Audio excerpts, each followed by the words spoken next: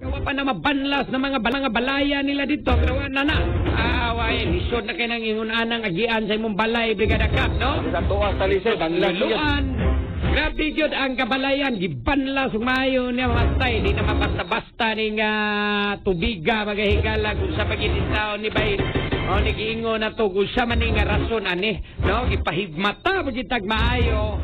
Nga di na to na diya lagi taon na yamaan ng atong mga proyekto, Brigada Cap, no? Atong kalikupan, di na to na. Oh, niya kanibang di sa ginato na diya yama-yamaan ang ato ang kalikupan kay maunay makatabang protektar na to.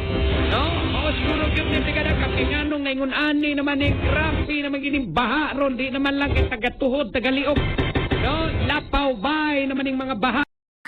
Let's go, Fantabulous 5! Imagine all the new places you'll go with Mickey and his crew. Heroes, let's get to work! It'll be super fun. Wow.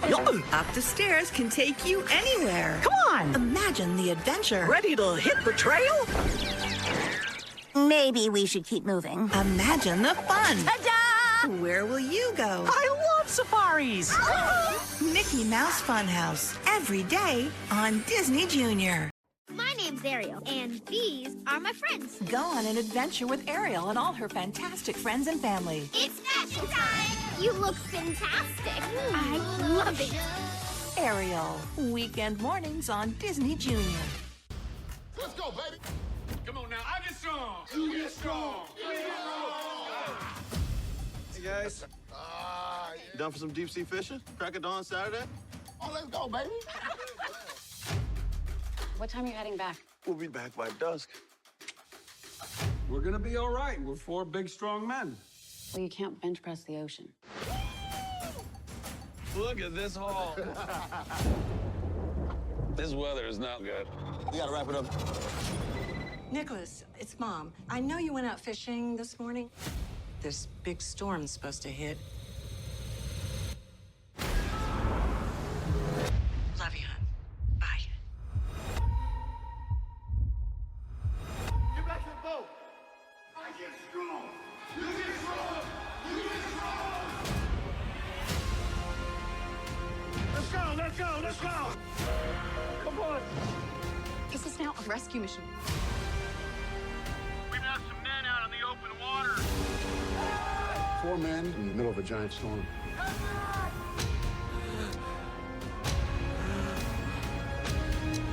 What's happening to him? Hypothermia. Captain, is my boy still alive? Let's turn this thing up. I'm gonna do everything in my power to bring him home safe and sound. Right now. Let's go. No visual. Weather getting worse. We are not done yet. Hang on. I love you.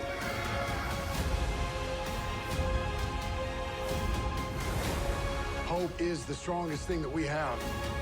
I get strong. You get strong. We get strong.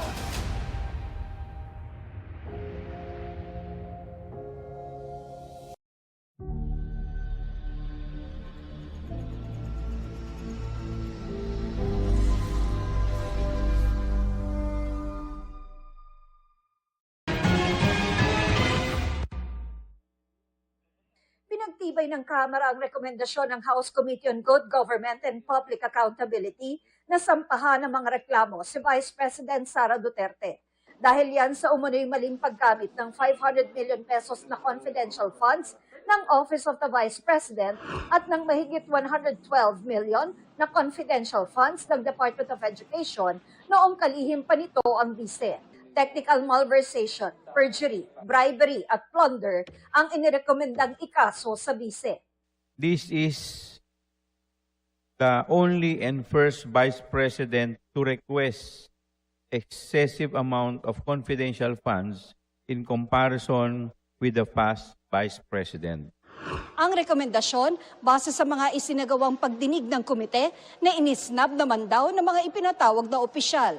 It stemmed from the refusal to answer key questions. Vice President Sara skipped multiple hearings labeling them as political theater and issued travel orders to invited officials as excuse for their in attendance.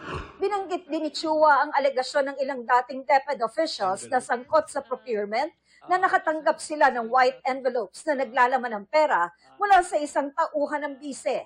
Gayon din ang mga kaduda-dudong pangalang nakapirma sa mga acknowledgement receipt o resibo ng mga binigyan umano ng confidential funds, kabilang ang ilang kapangalan ng mga chichirya at cellphone. Questionable acknowledgement receipts were established. Dubious or fabricated with fictitious, repeated names, similar handwriting. We received a certification from the PSA claiming that no such name exists.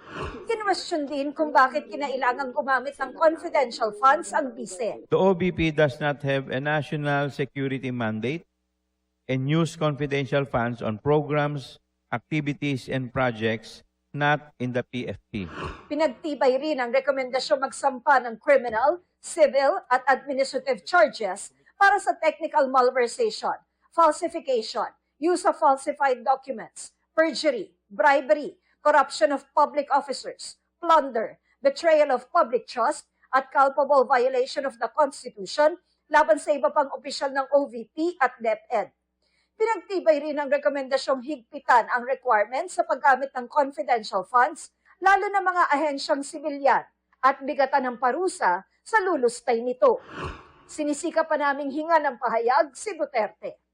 Para sa GMA Integrated News, Tina Panganiban Perez, nakatutok, 24